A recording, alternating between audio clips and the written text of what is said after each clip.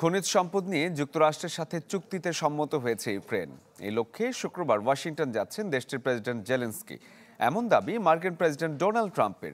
কিয়েভের উচ্চপদস্থ কর্মকর্তার বরাত দিয়ে আন্তর্জাতিক সংবাদ মাধ্যমও বলছে, খনিজ চুক্তি নিয়ে ঐক্যমতে পৌঁছেছে যুক্তরাষ্ট্র ইউক্রেন। ঢালাইয়ের সেরা প্রিমিয়ার সিমেন্ট।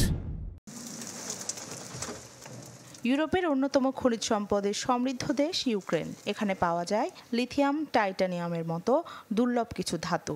৩ বছরের যুদ্ধে ইউক্রেনের খনিজ সম্পদের কিছু অংশ চলে গেছে রাশিয়ার নিয়ন্ত্রণে। তবে এখন আলোচনার তুঙ্গে যুক্তরাষ্ট্রের সাথে কিয়েভের খনিজ চুক্তি ইস্যু। ট্রাম্প ক্ষমতা আসার পর থেকে ইউক্রেনের খনিজ সম্পদ নিয়ে চুক্তিতে পৌঁছানোর চেষ্টা করে আসছে ওয়াশিংটন। অবশেষে এতে গ্রিন সিগন্যাল দিল কিয়েভ। বড় আকারের খনিজ চুক্তি করতে সম্মত হয়েছে কিয়েভ, এমন দাবি যুক্তরাষ্ট্রের প্রেসিডেন্ট ডোনাল্ড ট্রাম্পের।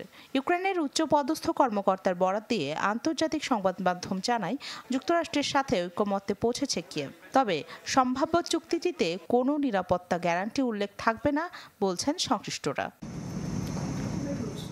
এদিকে ইউক্রেনের সাথে যুক্তরাষ্ট্রের এমন চুক্তি হতে যাওয়াকে অযৌক্তিক ও হাস্যকর বলছেন বিশ্লেষকদের কেউ কেউ।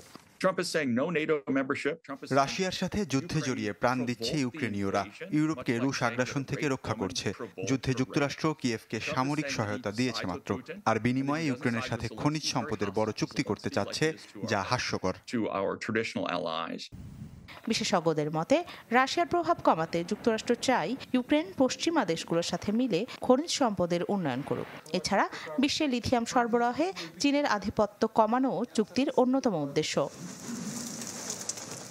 রাখি জেসমিন, চ্যানেল 24।